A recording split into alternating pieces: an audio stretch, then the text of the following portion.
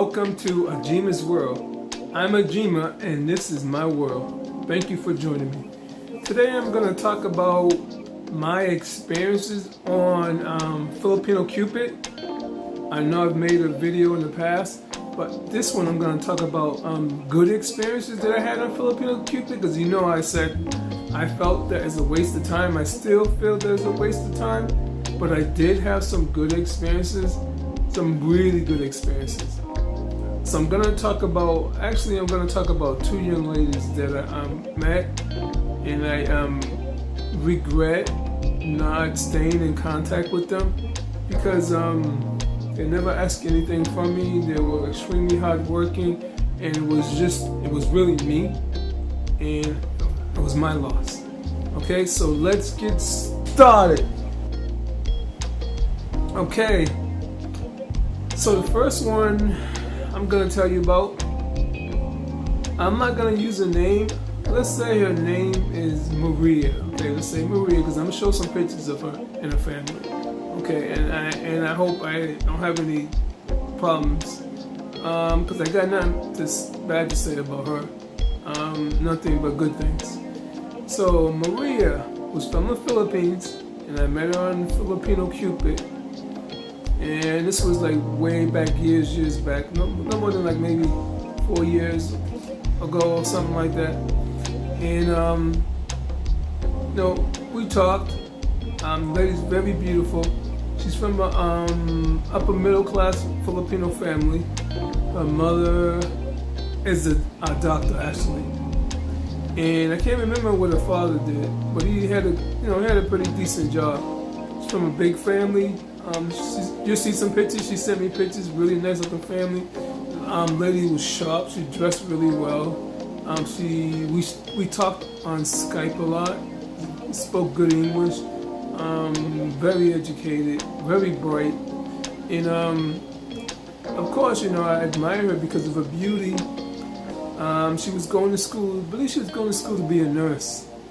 And so I was like really impressed with her.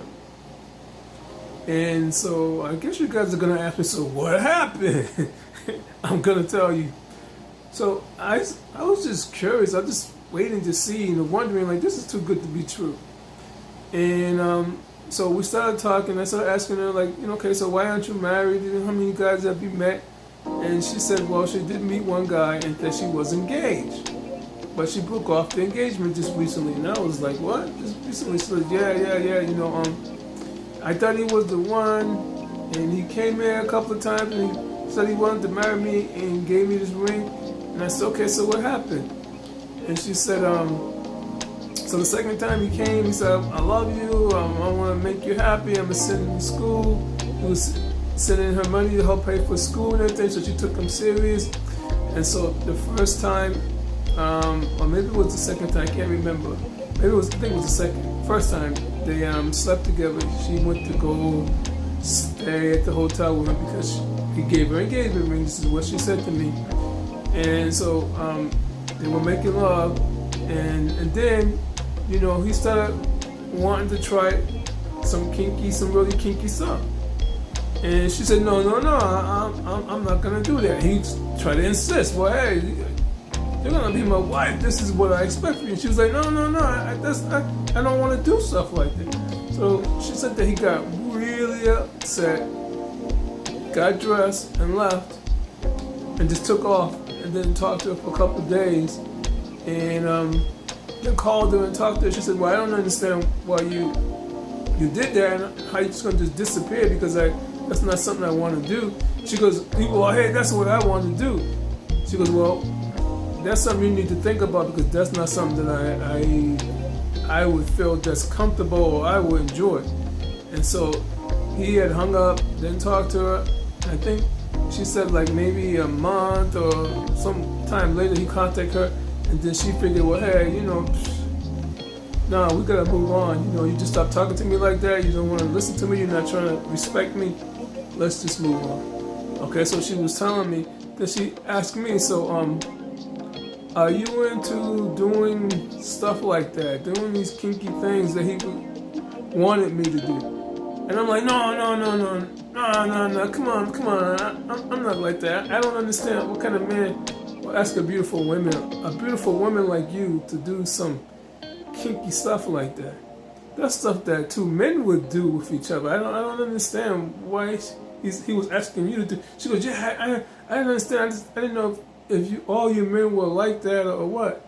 I was like, yeah, where he's from? He goes like New Zealand or something or Australia. So I was like, well, I don't know. Not all men are like that. I can't speak for him. I said that's not something that I would enjoy. I wouldn't be asking a woman to do something like that. You know, I don't get it. And so, you know, like I said, me and her, we talked for a long time. But after she told me that story, it just stayed in my mind. I was like, okay, this is like a lady I would like to marry, because the more I listened to her, she was very bright. And we talked about American women and why I didn't want to deal with American women. And she said, well, hey, you know, how I grew up and how my mother raised me is that the man is the head and the woman is the neck. And the man makes a decision that like the head goes this way and the neck's gonna work with the head. So the man's gonna be the head. You know? They work together, but the man's the head. And I was like, whoa, that's deep. Okay, I like that. So I was impressed.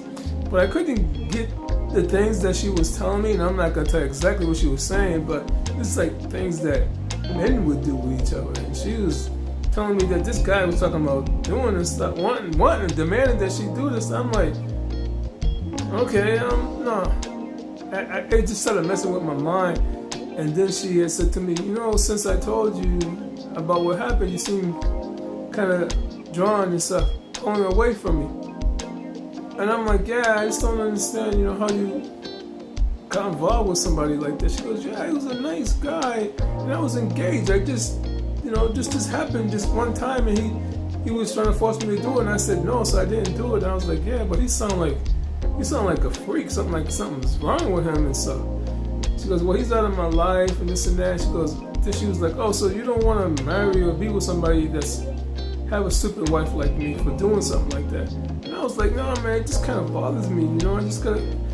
And so we kept talking about it, and we kept, you know, going back and forth about it. And then I don't know, I can't remember what happened. We decided just to move on because it bothered me thinking about it. And then she was like saying, oh yeah, you just think I'm stupid and you don't want to be involved with me because of that. And then she was like, look, please. Don't judge me by that. Why don't you come here and meet me? And then when she said you can come and try me and tell me how you like it and let's see if I'm a fit for you and see if you enjoy being with me. If I can please you. If not, you know, we can go our own separate ways and stuff. So that kind of bothered me when she said that. I'm saying, you're gonna give me a test drive, and if it doesn't work, and then I can just move on. Then that kind of bothered me too, okay? So I didn't understand. So then I had kind of decided that, you know, nah, this is not me. All right, but I should have just really went and spent quality time to try to get to know her. So that's what happened with Maria, okay? And I'm gonna have these pictures of Maria right up there. So the second young lady from the Philippines, I'm gonna call her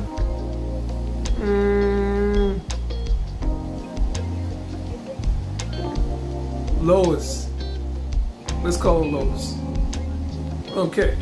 So I have been on Filipino Cupid off and on.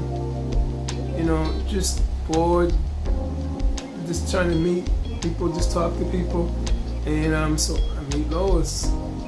We hit it off right away. Lois is like beautiful.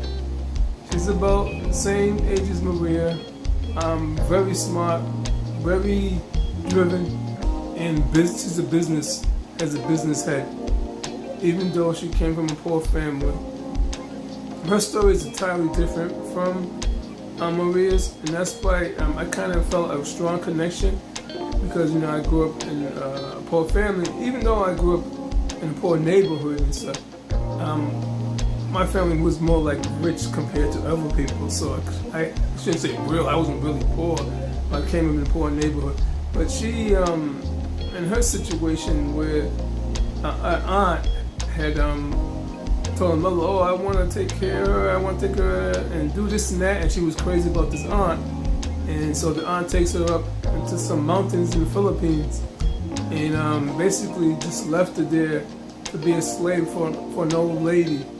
An old lady that she didn't want to take care of. I think it was her ex-husband's mother that was really old and she didn't want to take care. And so her and her husband had left a 9-year-old girl with this old lady up in the mountains. So she was telling me how she had took care of this old lady, how she had went around and started asking people for food and doing work to make money to take care of herself and this old lady until the old lady died. And then when she became a teenager, these people in the village and up in the mountains knew of her, and she stayed with them and worked for them, and she went to school. And then as she got a little older, she went on to Dubai and worked in Dubai for a long time. Sent money home to her family. Has a lot of property. Sent me pictures of properties that she has. Sent me pictures of houses that she has. Did a lot. I mean, she worked like a slave in Dubai, and would just come back and buy property and did a lot of stuff for her family. And another thing that really shocked me was that she ran into her aunt that left her up there one day. She went up to visit her, had found where she was living, and of course the aunt wasn't doing good and the husband wasn't doing good. And so when she opened up the door and she saw Lois, she was like all crying and apologizing. She's like, no, that's the past, don't cry. You helped make me strong. This is what I'm doing. This is what my life is like. And she ended up buying her aunt and her husband a tuk-tuk or something. What do you call it? I think they call it tuk-tuk. A transportation, like a bike, a motorized bike to help them get a business started. And so she had like a really, really good heart. I mean, like really, she has a really good heart. And I was like, whoa, you did all that or something like that? She goes, no. What she did made me strong. I probably wouldn't have been where I'm at today if it wasn't for her. So I know you guys want to ask me, so what happened with her? So this one, I wasn't going to let go. I really, truly wanted her. We talked like 4 or 5 times a day. And I was going to go for her. I did want to settle down for her. She was really strong, had all this property. Was going to try to turn that story into a book. She said we was going to do it together. And so then she wanted to get back to work because there was she wanted to build her own resort. Okay? She was like, that was her dream, was to build her own resort on this land that she had. She accepted a job in Taiwan, I think it was. And it was supposed to be for like 2 years. And it ended up having to be like 3 years. And she said, well, Agymah, how do you feel? It's going to be like 3 years, not 2 years. Are you going to be able to wait for me? And I was like, yo, man, you do what you have to do. She was like, are you serious? I'm like, yeah, I'm serious. Just do what you have to do.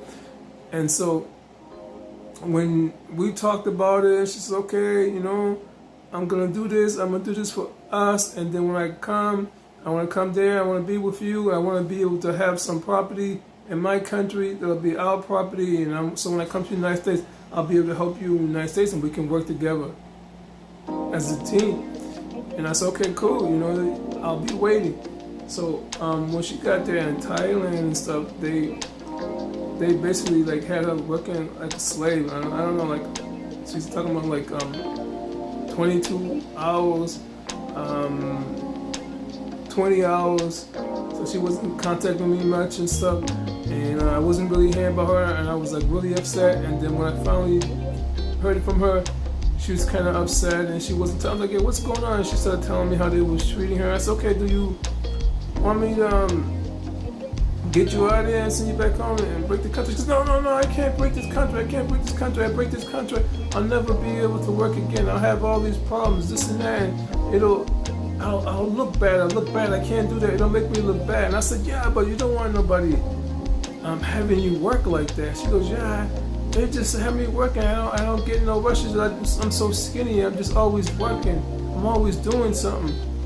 And I'm like, yo, man, I'm telling you, when we get you out of here, I'll send you money, you get you out of here. She goes back, she goes, no, I need to make money. I need to be strong and do this. And so she goes, well, I'll stay in contact as much as I can. So we didn't talk that much. And then finally, she was just going through a lot. And then she just figured, you know what? You should just move on, because I don't want to, I got to focus on what I'm doing. And if I'm busy thinking about you, I can't stay focused. And then I come to find out you didn't wait for me. I don't want to get hurt. You know, I've been through that. I just don't believe you're gonna wait, so you can just move. I was like, yo, what are you talking about? So she said, hey, I'm trying to tell you, you should move on, because I'm gonna stay focused on this, and I'm not gonna be able to talk to you. I got too much. I don't have time. I don't have time for myself. I don't have any time off. So I was like, whoa. So it's just like that. She goes, no, I'm just saying, because I know, I know there's a lot of women out there, and you're not going to be waiting for me, and I don't want to have my hopes up and find out it was all a lie. So then that's when we just went on our separate ways. So I only have like maybe one picture of her, so I'll show you that picture.